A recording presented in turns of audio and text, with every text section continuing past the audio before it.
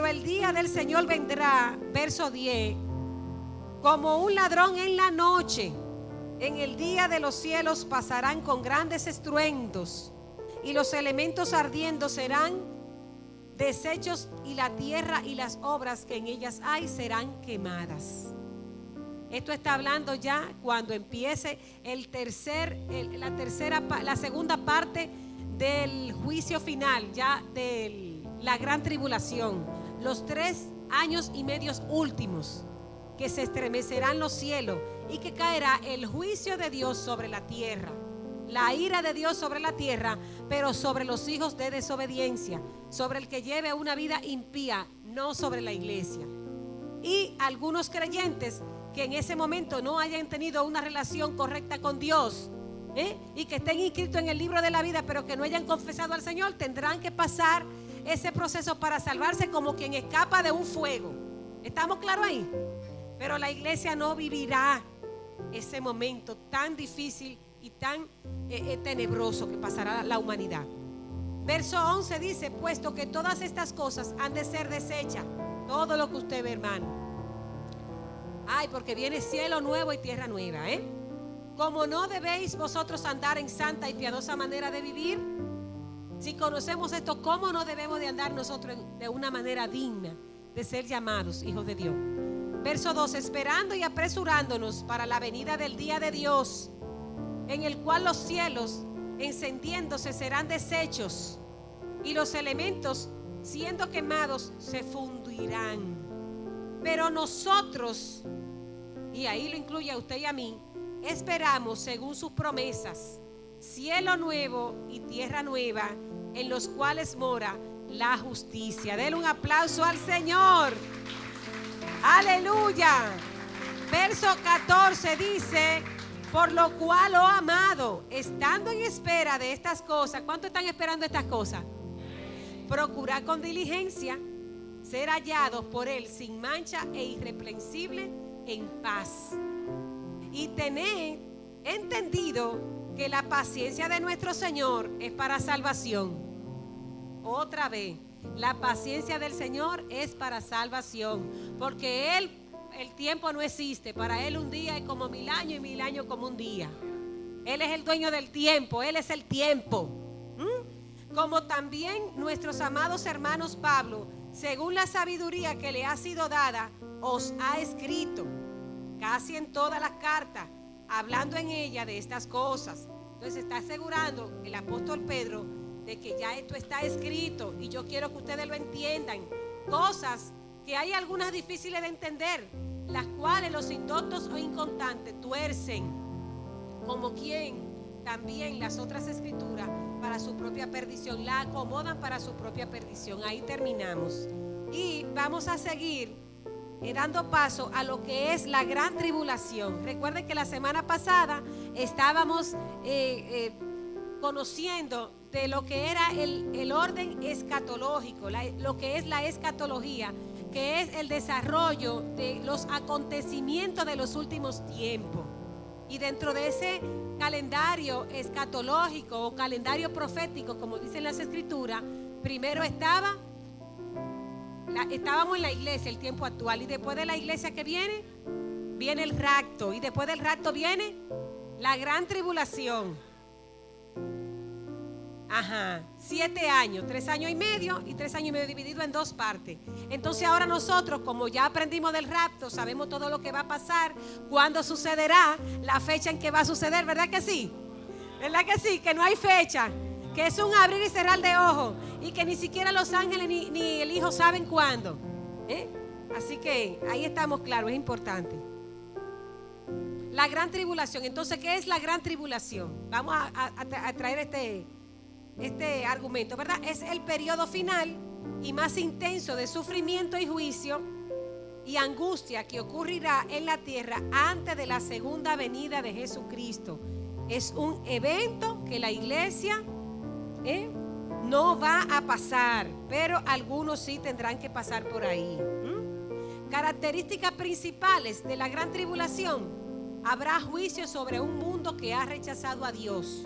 Eso lo encontramos en Apocalipsis, desde el capítulo 6 hasta el capítulo 19. habla de todo lo que es el juicio de Dios, que ahí vamos a desglosar lo que son los sellos, los jinetes y todo lo que habla Apocalipsis respecto al juicio divino de Dios sobre la tierra. Otra característica principal que tiene este evento es la purificación y salvación de Israel. Y sé que algunos de los jóvenes tienen ya a Jeremías capítulo 30 verso 7. ¿Alguien puede leer esa escritura? Ana, por favor.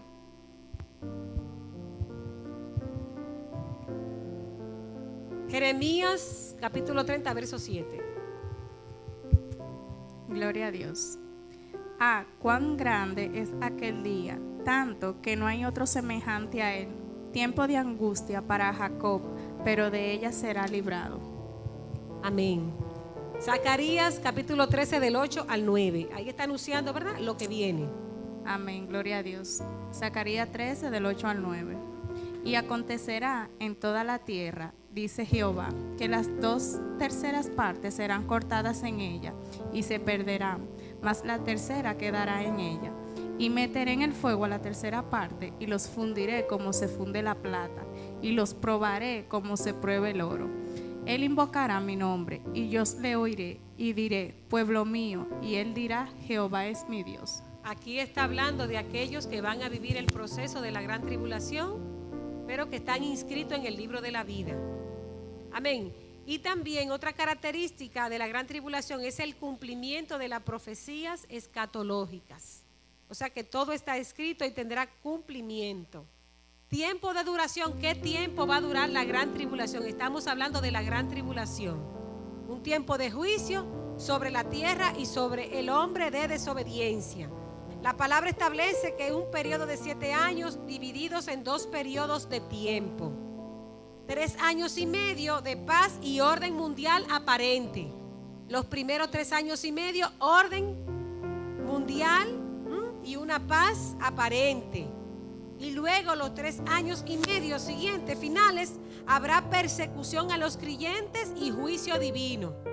Van a suceder entre toda la catástrofe que van a suceder a nivel atmosférico, los cristianos van a ser perseguidos, los que hayan quedado, que van a vivir ese proceso. Siempre tenga en mente que usted no va a vivir eso.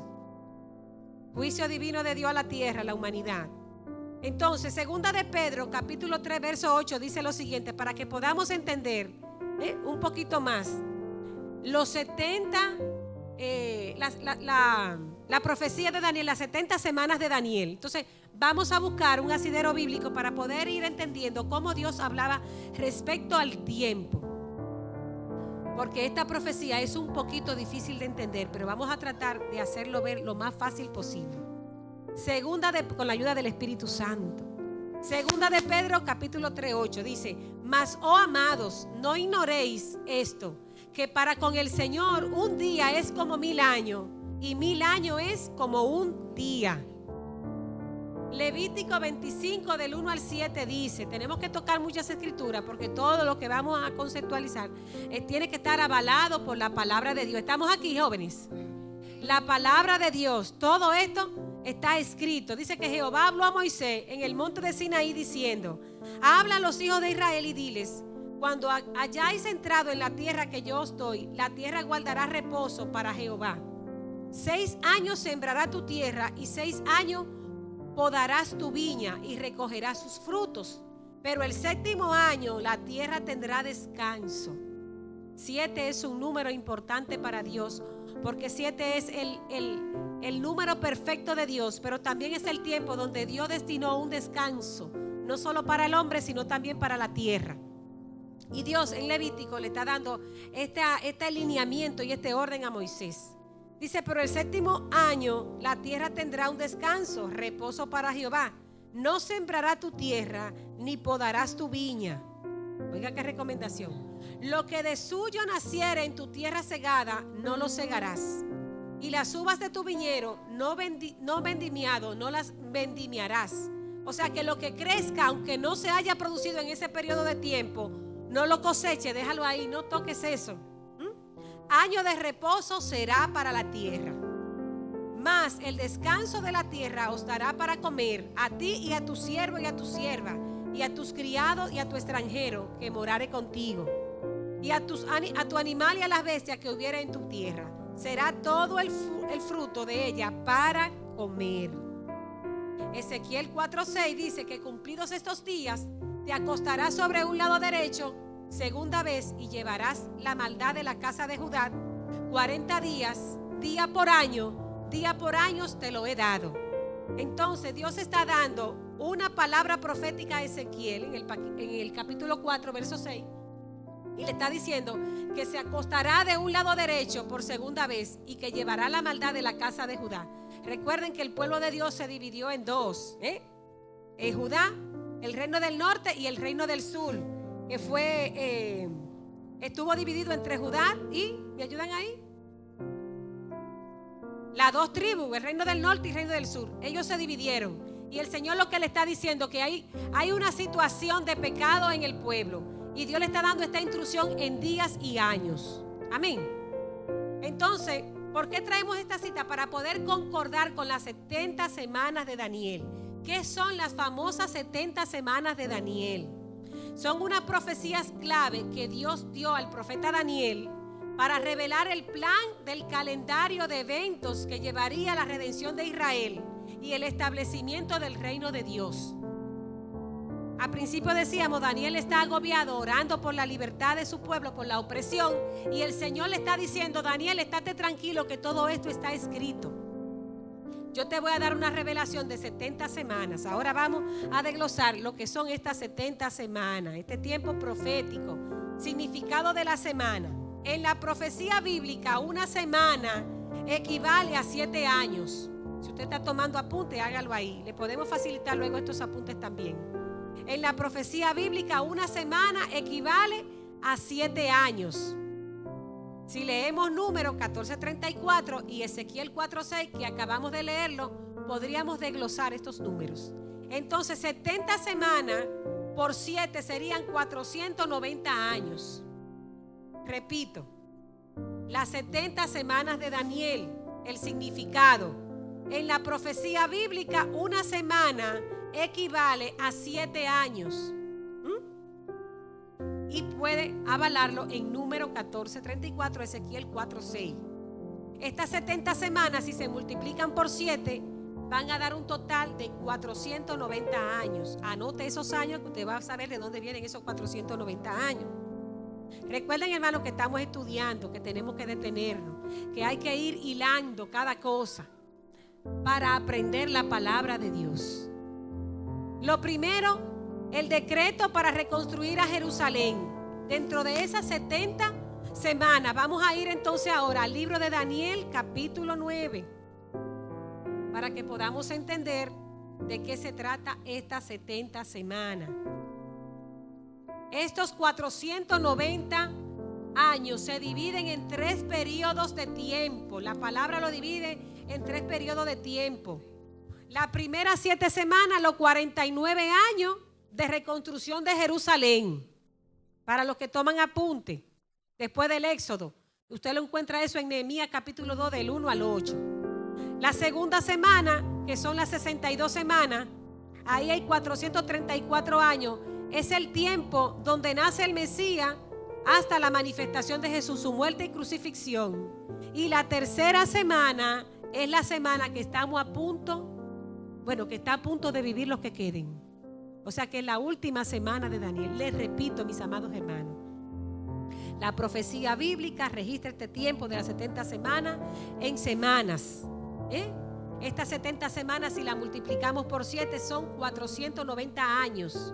Y estos 490 años en el libro de Daniel están divididos en 3 periodos de tiempo, que el ángel Gabriel le está revelando los códigos. Aquí sí hay código de verdad.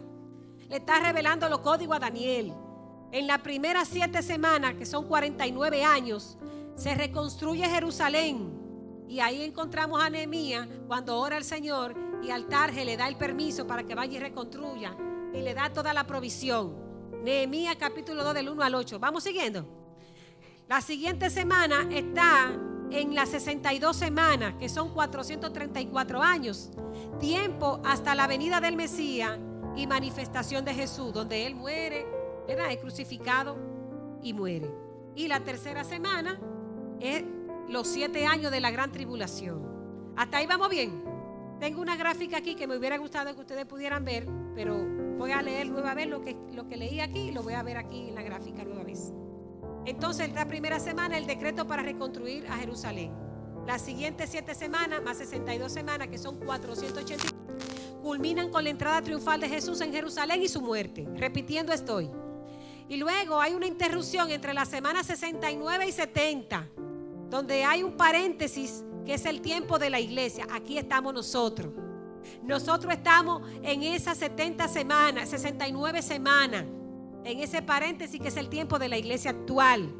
Y luego la semana 70, cuando se cumpla, entonces ahí estaría cronológicamente en la gran tribulación.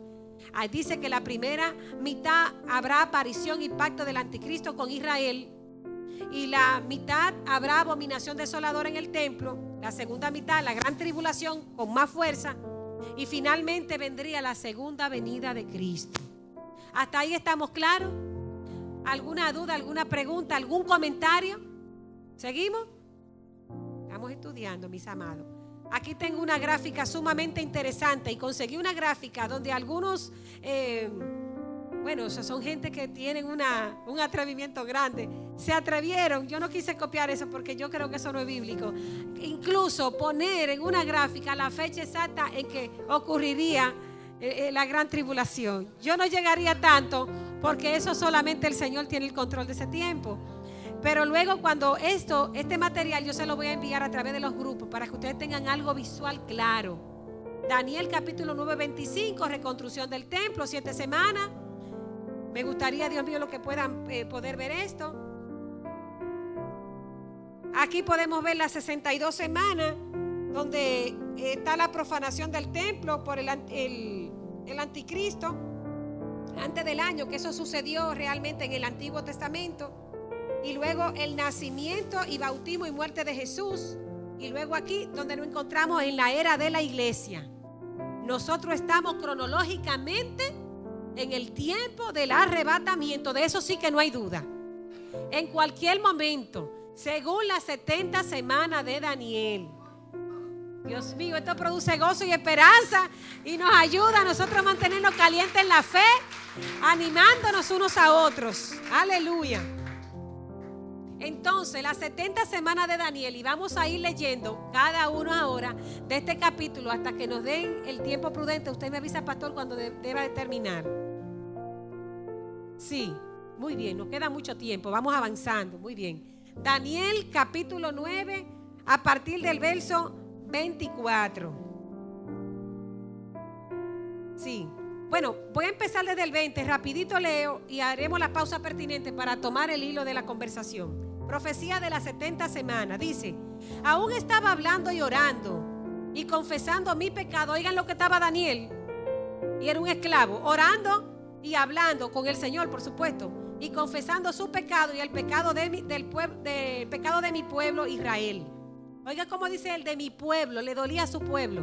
Un joven quizás tenía 20, 23 años, 25, y estaba orando por el pecado de su nación. ¿Cuántos están orando por el pecado de Villa Duarte y de República Dominicana? Dice: y derramaba mi ruego delante de Jehová mi Dios por el monte santo de mi Dios. Él tenía propiedad de mi Dios, tenía a Dios como su propiedad. Aún estaba hablando en oración cuando el varón Gabriel, a quien había visto en la visión al principio, volando con presteza, vino a mí como a la hora del sacrificio de la tarde. Y me hizo entender y habló conmigo diciendo: Daniel, ahora he salido para darte sabiduría y entendimiento. Al principio de tus ruegos fue dada la orden y yo he venido para enseñártelas. Oigan, las oraciones tienen respuesta. No ore solamente por su pecado, ore por el pecado de su nación y de su país. Porque tú eres muy amado. Entiende pues la orden y entiende la visión. 70 semanas están determinadas sobre tu pueblo. Oiga, lo que tú estás viviendo, el pasado, el presente y el futuro ya están determinados. sobre cada uno de los que estamos en esta tierra. Y sobre tu santa ciudad, para terminar la prevaricación. Cuando usted se encuentra una palabra que usted no entienda, búsquelo en la Biblia. ¿Qué está pasando en el pueblo? Hay una prevaricación. Están desobedeciendo deliberadamente la voluntad de Dios. Eso significa prevaricación, trayendo otros dioses a su vida, a su corazón. Actúan con rebeldía consciente. Eso sí es peligroso. Oigan, hermano. Prevaricar es desobedecer deliberadamente a Dios. Yo saber que algo está malo y seguir haciéndolo. Yo desautorizar mi autoridad. Yo saber que hablar mentira es malo y yo lo sigo haciendo. Todo lo que usted sabe que es malo y lo sigue haciendo, eso es prevaricación. Dice rebeldía consciente, traicionar sus mandamientos, los mandamientos de Dios. Prevaricar es ser infiel, ser hipócrita y tener corrupción espiritual. Decir, Dios me dijo, Dios me habló, o el Señor me ordenó que hiciéramos tal cosa, sin eso ser real, sino que lo que habló fue la emoción. Cuidado con toda prevaricación, mis amados hermanos. Y entonces hay 6 cosas que el ángel puntualmente le está diciendo a Daniel. La primera es para terminar la prevaricación. La segunda, poner fin al pecado. Y solamente se va a poner fin al pecado cuando se establezca el reino de Dios en la tierra, hermano. Entonces, lo tercero es espiar la iniquidad. Y sabemos lo que es la iniquidad. Cosas ocultas, pecados ocultos. Cosas que están guardaditas ahí, que nosotros a veces creemos que no sufrimos de eso y tenemos ese sufrimiento, tenemos ese liqueo, esas debilidades. Ay, gloria al nombre del Señor. ¿Con quién está hablando la palabra hoy? Está hablando con todos nosotros, mis amados hermanos. Alabamos el nombre de Cristo. Déjenme ver que creo que terminar la prevaricación, poner fin al pecado, espiar la iniquidad, para traer justicia perpetua y sellar la visión y la profecía, y ungir al santo de los santos, o sea, para establecer el reino de Dios en la tierra. Verso 25 dice, sabe pues, el ángel está hablando con Daniel, y entiende que desde la salida de la orden para restaurar y edificar a Jerusalén hasta el Mesías habrá 7 semanas y 62 semanas. 7 semanas y 62 semanas. Le está hablando de un tiempo profético. Eso va a pasar. Todavía Daniel no ha pasado eso, no ha vivido eso. Acuérdense que Daniel está en el Antiguo Testamento. ¿Y Jesús dónde fue que nació? En el Nuevo. Entonces Dios le está hablando de lo que viene, del futuro. Cosa que yo no sé cómo él pudo entenderla, pero la entendió porque vino un ángel y derramó entendimiento y sabiduría. Por eso la Biblia dice que todo lo que querramos de parte de Dios, pidamos a Dios sabiduría y entendimiento. Por ejemplo, yo que le pedí a Dios sabiduría y entendimiento para poder entender esto, hermano, porque estas 70 semanas de Daniel no son fáciles, hermano. Usted tiene que buscar la presencia de Dios para que le sea revelado el plan de Dios en esto, y que esto tampoco nos lo meta en miedo, ni en desesperanza, sino en esperanza, porque estamos viendo que esto se cumplió. Alabamos el nombre del Señor. Entonces, desde la salida de la orden para restaurar y edificar a Jerusalén hasta el Mesías, habrá 7 semanas y 72 semanas. Se volverá a edificar la plaza y el muro en tiempos angustiosos. Se va a volver a edificar Jerusalén en tiempo de angustia. Porque el muro de las lamentaciones, que es ahora en Israel, ahí estaba establecido, hermano, el templo, el Jerusalén. Por eso es que ese lugar significa tanto para Israel. Y visitan millones de turistas y van allí a orar el muro de las lamentaciones. Eso será restaurado porque desde ese lugar es que va a ser sede de gobierno el anticristo cuando llegue su momento. Todo está escrito, nada escapa del tiempo de Dios. Estamos ahora en Daniel, capítulo 9, verso 26, dice: y después de las 62 semanas se quitará la vida al Mesías, mas no por sí, o sea, se le quitó la vida a Jesús, mas no porque se halló culpa en él, y el pueblo de un príncipe que ha de venir destruirá la ciudad y el santuario, y su fin será con inundación, y hasta el fin de la guerra durará la devastación. Ya ahí le está diciendo que se le quitará la vida a Jesús y que vendrá uno que se levantará y que habrá guerra. Oiga, fin de guerra durará en la devastación, un tiempo que viene de devastación, cuando se manifieste el desolador. Verso 27, y por otra semana confirmará el pacto con muchos.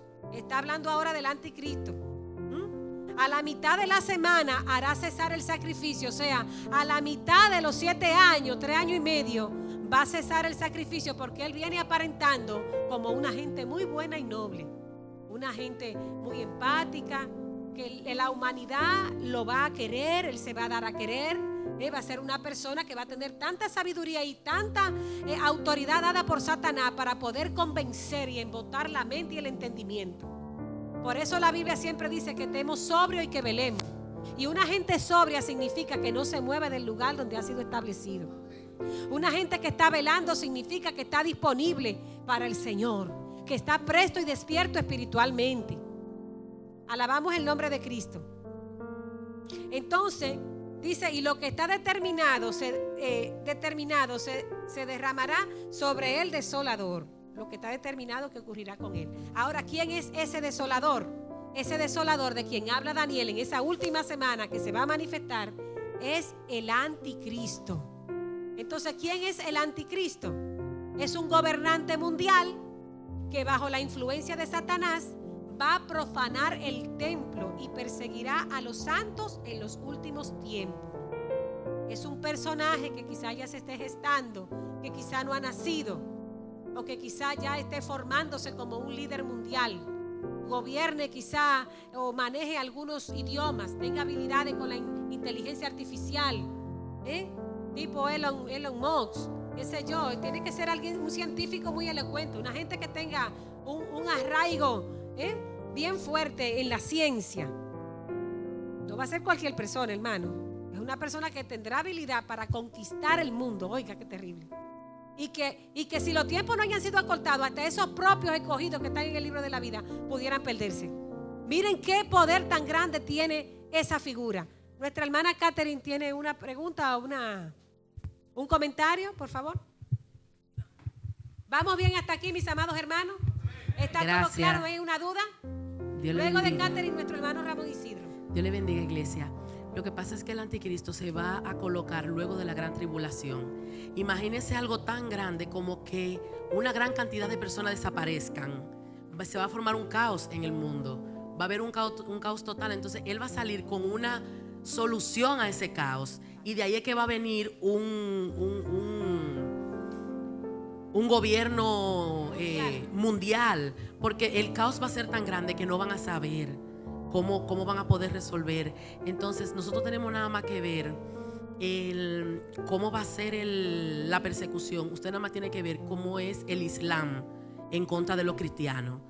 El Islam puede practicarse en cualquier sitio, pero usted no puede ir como cristiano a donde ellos practican, porque ellos matan a los cristianos. Entonces él va a ser una persona políticamente poderosa que va a traer resultados, que va a traer bienestar, entre comillas, al caos que se va a armar. Y si ustedes se dan cuenta, desde ya, usted ve los drones y ven cómo está la inteligencia artificial. El plan del enemigo es decir que fueron los extraterrestres que nos llevaron, porque es el plan. O sea, todo se está orquestando. Amén. Nuestro hermano Ramón Isidro, para continuar. Dios nos continúe bendiciendo. Para reiterar y poner sello a lo que nuestra amada pastora ha estado exponiendo,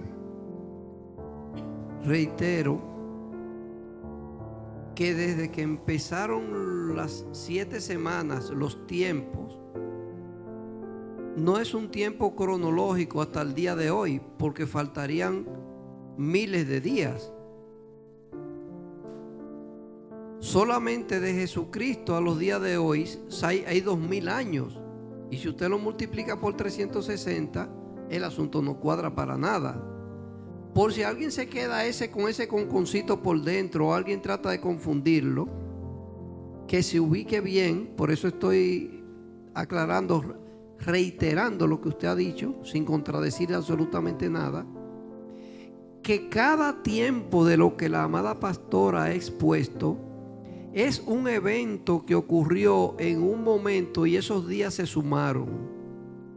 El tiempo siguió y el reloj se paró de ese periodo de 7 semanas. y pudieron haber ocurrido cientos de años. Luego viene otro acontecimiento y se empieza a contar otra vez ese otro acontecimiento y se le suma al anterior.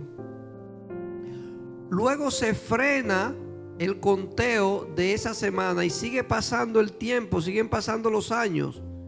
Y esos días, esos dos tiempos que se sumaron están ahí frisados. Luego viene otro acontecimiento notorio como la venida de Jesucristo, etcétera, etcétera. Y cuando se van sumando esos tiempos, llegamos a un número de días.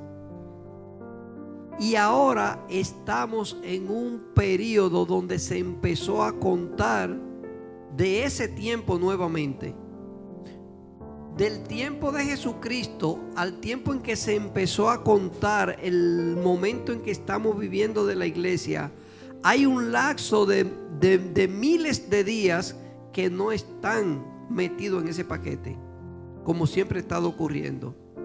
De la misma manera, Isaías dio profecías y hablaba de que venía, pero Isaías hablaba como que Jesucristo venía mañana. Y vienen los nietos, tataranietos y fulanito, y Jesucristo no llega. Y sabrá Dios, como mismo sucede hoy, cuánta gente blasfemaban de que Isaías dijo disparate. Pero aproximadamente 500 años después realmente vino Jesucristo. Entonces Jesucristo vino y se contó ese periodo dentro de esas 7 semanas. Se paró el conteo. Siguieron muchos cientos de años. Y ahora empezó ese conteo de un periodo de la iglesia. Cuando termina ese periodo de la iglesia, viene Jesucristo y empieza entonces el conteo hasta finalizar el 1000 años y concluimos aquí para vida eterna. Okay. Amén. Gracias, Chido, por tu comentario. ¿Estamos claros con el comentario de nuestro hermano Chido? ¿Estamos claros con las 70 semanas? No se complique mucho, que no hay que complicarse mucho. Simplemente saber el tiempo que usted está viviendo proféticamente, que es un periodo de tiempo profético que se le entregó a Daniel para que él descansara y que él supiera lo que estaba aconteciendo, lo que iba a acontecer en el futuro y lo que él estaba viviendo. Y eso nos ha servido a nosotros para alentar nuestra fe hoy. Mateo 24:15, ahora estamos con el anticristo. Terminamos con las 70 semanas, ¿verdad? Y ahora el hombre que se ha de levantar, el desolador. Por tanto, cuando veáis, Mateo 24:15, cuando veáis en el lugar santo la abominación desoladora de que habló el profeta Daniel, el que lee entienda. ¿Qué es la abominación desoladora? El profeta Daniel está hablando de que el anticristo se va a sentar en Jerusalén, que será la sede de acción de este gobierno mundial, y hará un acto repulsivo. Es lo que se entiende. Eso significa abominación desoladora. Abominación en griego significa delugma, cosa repugnante, detestable y blasfema. Y desolación es algo devastado o despojado.